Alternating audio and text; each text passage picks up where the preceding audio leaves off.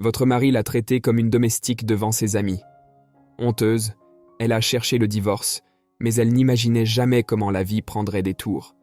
L'histoire suivante peut susciter de fortes émotions. Toute ressemblance avec des faits réels est pure coïncidence. Si vous aimez ce type de contenu, abonnez-vous à notre chaîne. Merci.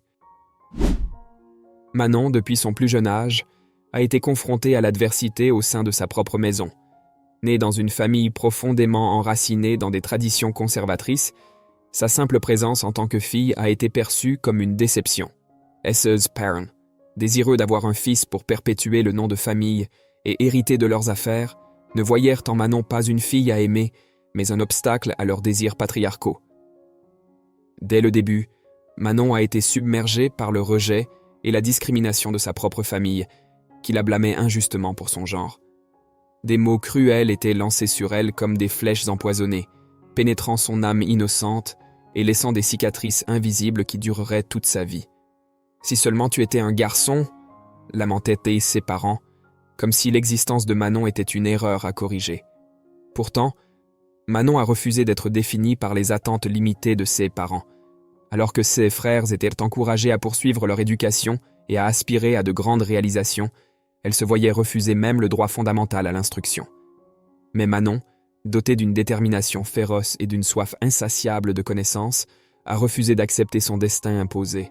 « Je serai plus que ce qu'ils attendent de moi », se déclara-t-elle, ses yeux brillants d'une résolution inébranlable. Malgré les larmes versées en secret, malgré les portes closes et les opportunités refusées, Manon a persisté. Elle est devenue sa propre lumière au milieu des ténèbres, cherchant la connaissance là où elle pouvait la trouver, dévorant des livres cachés sous le manteau de la nuit et absorbant chaque miette de sagesse qui lui était offerte. Pourtant, les combats de Manon ne se limitaient pas seulement au domaine de l'éducation. Elle faisait face chaque jour au regard réprobateur de ses parents, aux mots tranchants de ses frères et à l'indifférence glaciale de ses proches. Mais à chaque défi, elle trouvait une opportunité de renforcement. Chaque insulte proférée contre elle devenait un échelon à gravir vers ses rêves.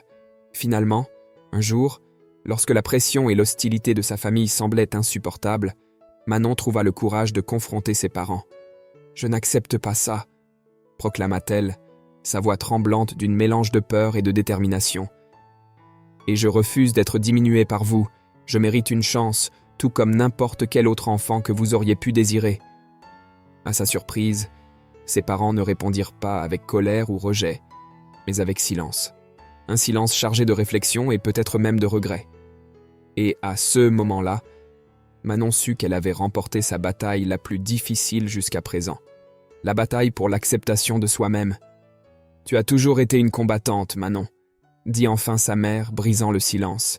« Et maintenant, enfin, nous reconnaissons ta force. » Les larmes aux yeux et la gorge nouée, Manon embrassa ses parents, sachant que, même si ses batailles n'étaient pas encore terminées, elle avait remporté une victoire cruciale. La victoire sur les préjugés et le doute de soi. Et avec cette victoire vint la certitude que, peu importe ce que l'avenir réservait, Manon était prête à y faire face la tête haute, avec sa détermination farouche comme sa plus grande alliée. Manon a affronté une bataille ardue depuis son enfance. Née dans une famille extrêmement conservatrice, où la préférence pour un fils était évidente, elle a été confrontée dès son plus jeune âge au rejet et à la discrimination simplement pour être une fille, et non le garçon tant désiré. Les regards déçus de ses parents, les conversations murmurées sur leur malchance de ne pas avoir un fils, résonnaient constamment autour d'elle, comme des ombres la suivant partout où elle allait.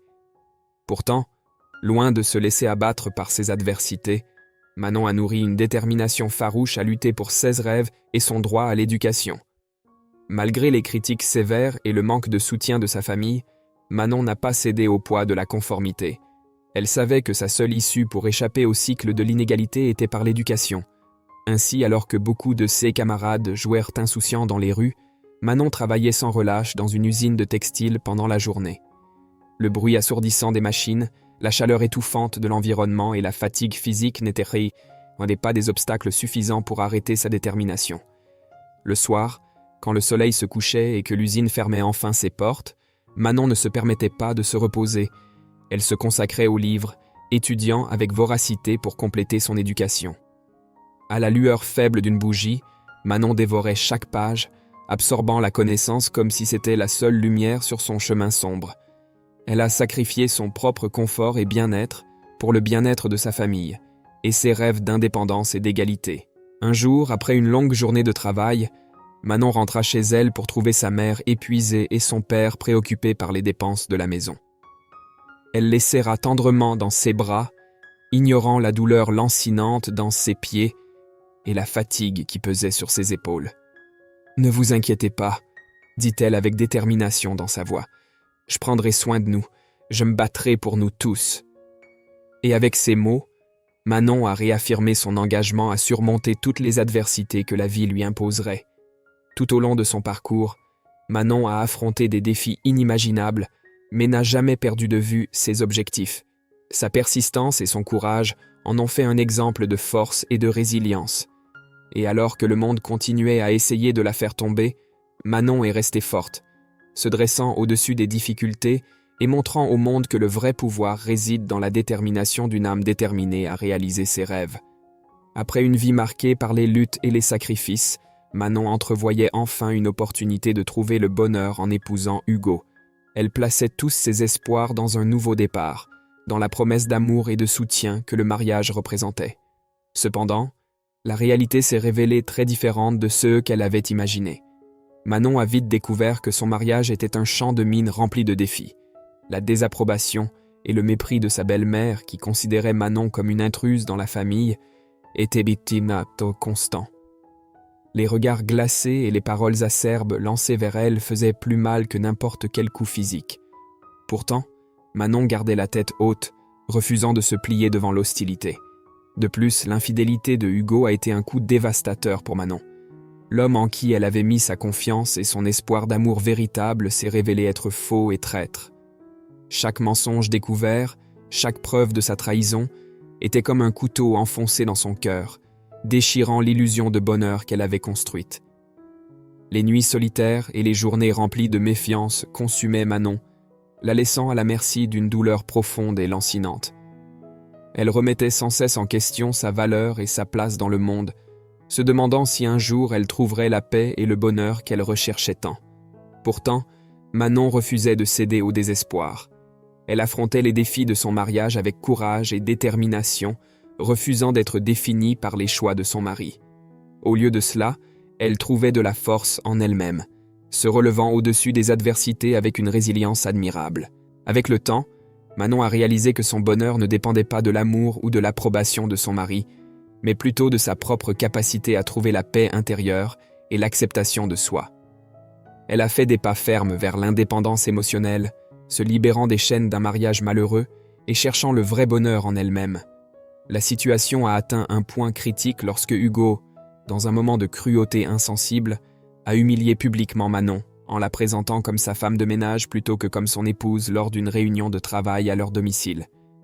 Tandis que les collègues de Hugo regardaient avec surprise et choc, Manon sentait un nœud se former dans sa gorge, luttant pour retenir les larmes devant l'humiliation infligée par son propre mari. « Voici Maria, notre dévouée femme de ménage », a annoncé Hugo avec un sourire sarcastique, ignorant complètement la présence de Manon à ses côtés. Les regards surpris et les chuchotements de confusion rempliraient la pièce pendant que Manon luttait pour garder son calme, ses yeux fixés sur le sol pour cacher la douleur en elle. Elle ressentit le poids du mépris peser sur ses épaules. La sensation d'être réduite à rien de plus qu'une servante dans sa propre maison était écrasante. « Mais Hugo, je pensais que tu avais dit que ta femme serait présente », commenta l'un des collègues, tentant de dissimuler le malaise de la situation. Hugo haussa simplement les épaules avec indifférence, ne se donnant même pas la peine de corriger l'erreur. « Eh bien, maintenant vous l'avez rencontrée. Maria, s'il vous plaît, servez nos invités. » Le cœur de Manon se brisa encore plus avec chaque mot prononcé par son mari, son désir de dignité et de respect étant piétiné devant ses propres yeux. Elle lutta pour maintenir les apparences, forçant un sourire crispé tout en servant les invités, mais le poids de l'humiliation était presque insupportable. Malgré ses efforts pour ignorer les paroles cruelles de Hugo, chacune d'elles résonnait dans son esprit, alimentant son anxiété et son indignation. C'était une douleur qui coupait plus profondément que n'importe quelle insulte directe, une blessure qui marquait non seulement sa peau, mais aussi son âme. Pourtant, Manon resta ferme, sa détermination inébranlable malgré les difficultés. Elle savait que, malgré l'humiliation qu'elle subissait, elle ne permettrait à personne de la diminuer ou de la faire taire. Et tandis que la honte la consumait à ce moment-là, elle gardait en elle la flamme de sa propre dignité, prête à briller à nouveau lorsque viendrait le moment opportun. Face au mépris constant et aux trahisons de son époux, Hugo, et à l'hostilité de sa belle-mère, Manon trouva enfin le courage de se battre pour ses droits dans le processus de divorce. C'était un tournant dans la vie de Manon, où elle décida qu'elle n'accepterait plus d'être traitée avec irrespect et humiliation. La scène se déroula chez elle, où Manon confronta Hugo et sa belle-mère avec une détermination qui avait longtemps été latente en elle. Les mots sortirent de sa bouche avec une fermeté qui surprit tous ceux présents dans la pièce. « Ça suffit, Hugo », déclara Manon, sa voix retentissant plus fort que jamais. « Je refuse d'être traité comme moins que rien, d'être humilié et méprisé par toi et ta mère. » Hugo tenta de l'interrompre, mais Manon leva la main pour le faire taire. Elle était déterminée à être entendue cette fois. « Non, cette fois c'est à moi de parler. Pendant si longtemps, j'ai supporté tes mensonges et tes trahisons, le poids des attentes irréalistes de ta mère. Mais maintenant c'est fini. Je mérite le respect. Je mérite la dignité. » La belle-fille de Manon, avec un regard de dédain, a essayé d'intervenir, mais Manon n'a pas reculé. Elle a regardé la femme plus âgée avec une détermination inébranlable. « Je n'ai pas besoin de faire partie d'une famille qui me traite comme une étrangère. J'ai droit à ma propre bonheur, à ma propre vie. » C'était un moment puissant où Manon a finalement refusé d'être définie par le mépris des autres. Au milieu des tensions et de l'adversité, elle a trouvé sa voix et sa force intérieure. Avec son courage, Manon a fait un pas audacieux vers la reconquête de son autonomie et de sa dignité. Ainsi, face aux défis, elle est sortie plus forte que jamais, prête à affronter le monde avec une détermination renouvelée. Après l'expérience douloureuse du divorce, Manon a fait face au défi de reconstruire sa vie et de chercher son indépendance financière. Sans hésiter, elle s'est lancée à la recherche d'opportunités de travail qui lui permettraient de subvenir à ses besoins et de trouver un nouveau but. C'est ainsi que Manon a trouvé un emploi dans une agence de placement, où ses compétences en tant que femme de ménage se sont rapidement distinguées.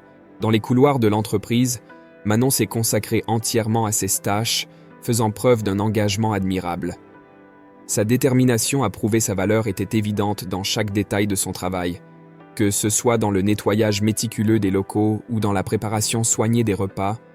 Manon a montré une compétence exceptionnelle et un engagement inébranlable envers l'excellence. Au fil des jours, Manon s'est démarquée parmi les autres employés, gagnant le respect et l'admiration de ses collègues et de ses supérieurs.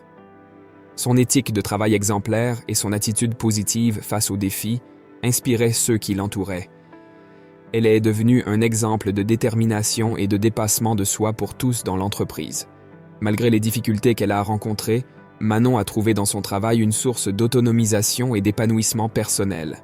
Chaque jour représentait une nouvelle opportunité de montrer au monde sa capacité et sa valeur. Et, avec chaque défi surmonté, elle se rapprochait un peu plus de réaliser son aspiration tant désirée à l'indépendance financière et émotionnelle. Après une période d'efforts inlassables dans son travail à l'agence de placement, Manon a été surprise par une opportunité qui promettait de changer le cours de sa vie. Le directeur de l'agence, impressionné par le dévouement et les performances exemplaires de Manon, a décidé de la recommander à une cliente très exigeante, à la recherche de quelqu'un capable d'accomplir ses tâches ménagères avec perfection. En recevant la nouvelle, Manon a ressenti une vague d'émotion et de gratitude. « Je suis extrêmement reconnaissante pour cette recommandation, monsieur. Cette opportunité signifie beaucoup pour moi », a exprimé Manon, les yeux brillants d'espoir. Le directeur a souri, reconnaissant le mérite de Manon. « Tu le mérites, Manon. Ton travail acharné et ton dévouement n'ont pas été ignorés. Je suis sûr que tu brilleras encore plus dans ce nouveau poste », a répondu le directeur, transmettant confiance dans ses paroles.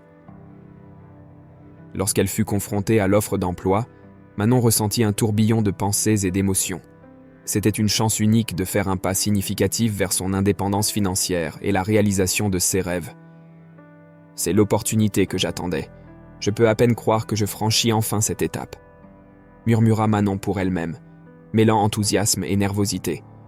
Sans hésiter, Manon accepta l'offre, prête à relever les défis à venir. « Je suis prête à assumer cette responsabilité et à montrer de quoi je suis capable », affirma Manon, déterminée à tirer le meilleur parti de cette nouvelle opportunité.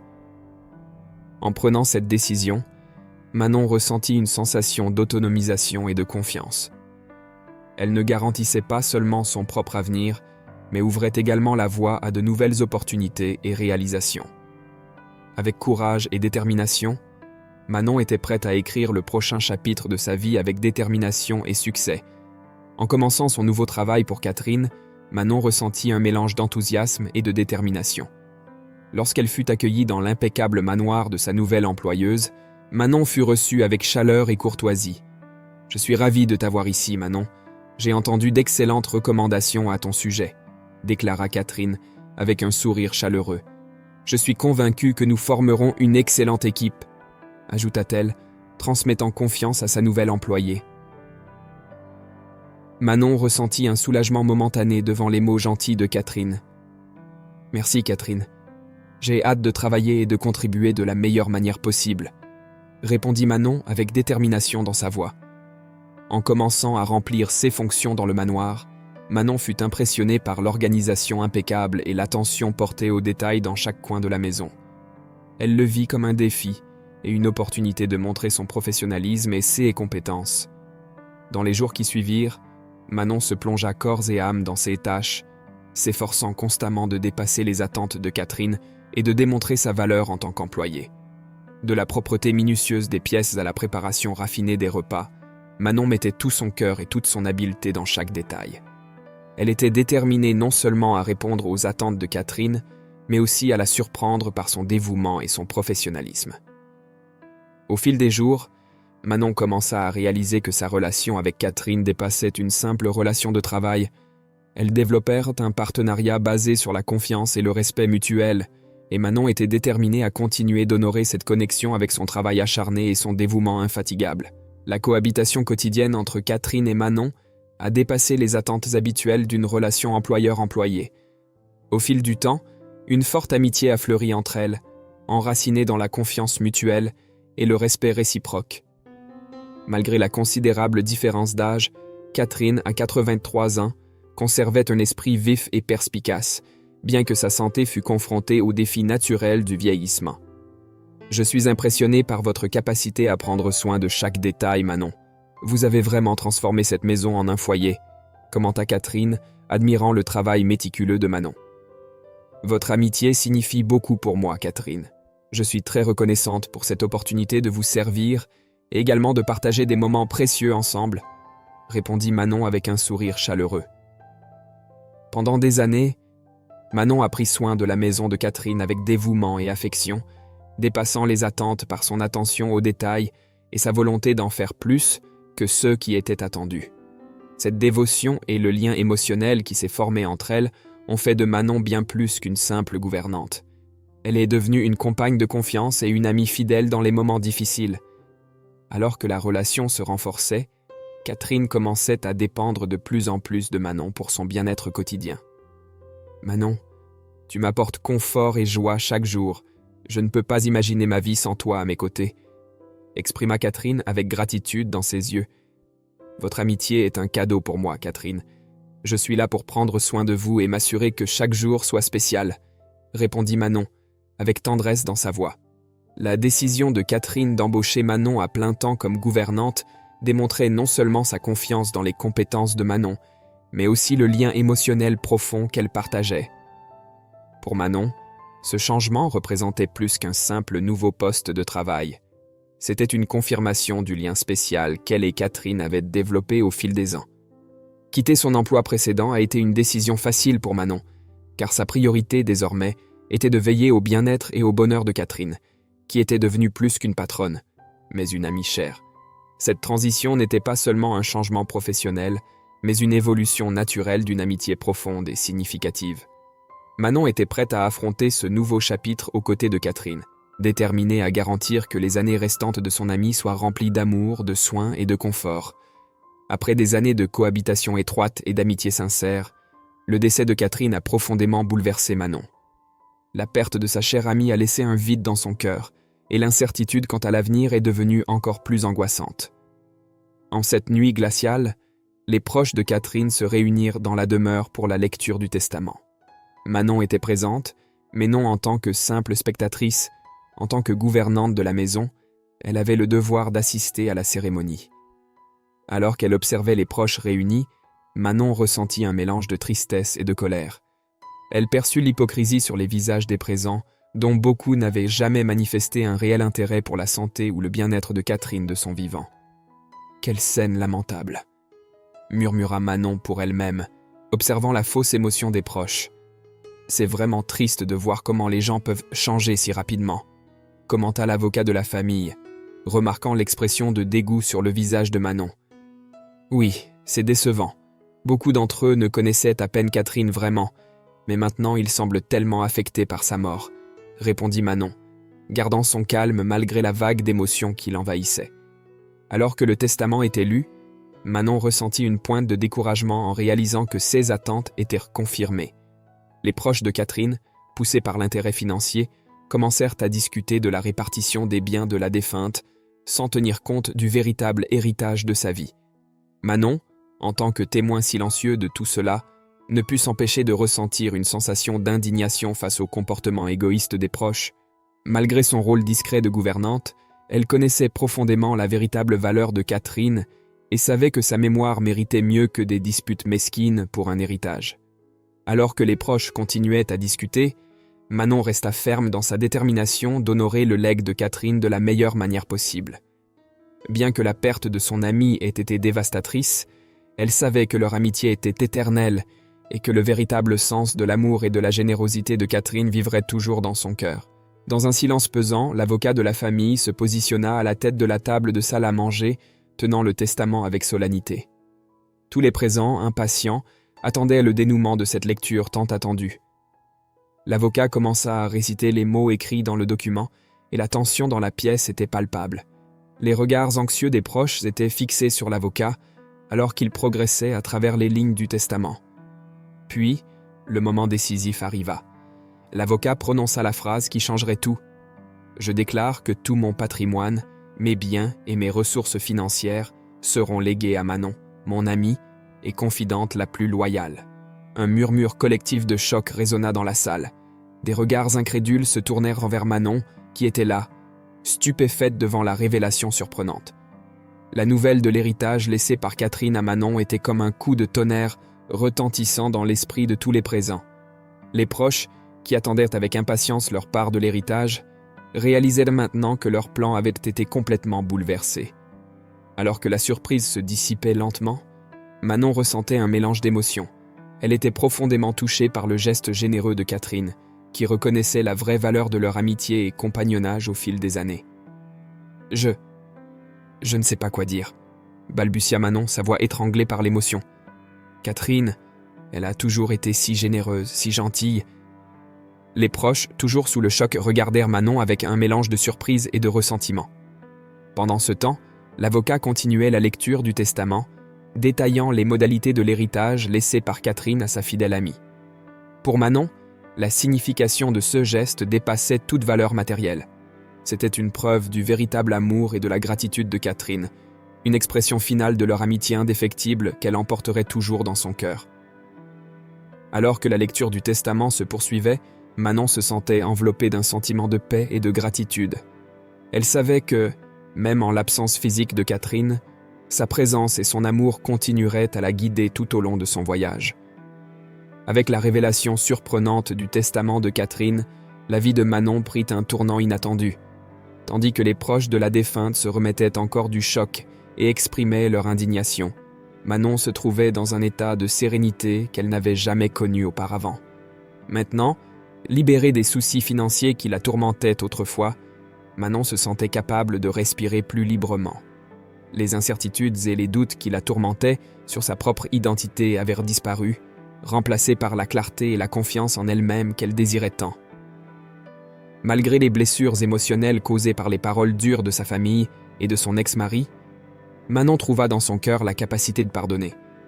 Elle reconnut que la haine et l'amertume ne feraient lier que l'emprisonner dans le passé, tandis que le pardon offrait la liberté de continuer à avancer. Déterminée à ne pas laisser le ressentiment consumer son âme, Manon choisit de pardonner à sa famille et de les inviter à partager sa nouvelle vie dans la demeure. Dans un geste d'humilité et de compassion, elle ouvrit les portes de sa maison à ceux qui l'avaient rejetée par le passé, leur enseignant une puissante leçon sur la véritable signification du pardon et de la réconciliation. Au fil des jours, la demeure, autrefois enveloppée de conflits et de tensions, fut transformée en un havre d'amour et d'harmonie. Sous le toit généreux de Manon, sa famille trouva non seulement un abri physique, mais aussi la guérison des blessures émotionnelles qui les avaient séparés pendant si longtemps. Ensemble, ils partagèrent rires, larmes et souvenirs, tout en construisant un nouveau départ basé sur le pardon mutuel et l'acceptation. Et tandis que le soleil se couchait sur la demeure, illuminant les murs d'une lumière douce et dorée, Manon se sentit reconnaissante d'avoir trouvé la vraie paix qu'elle avait tant cherchée.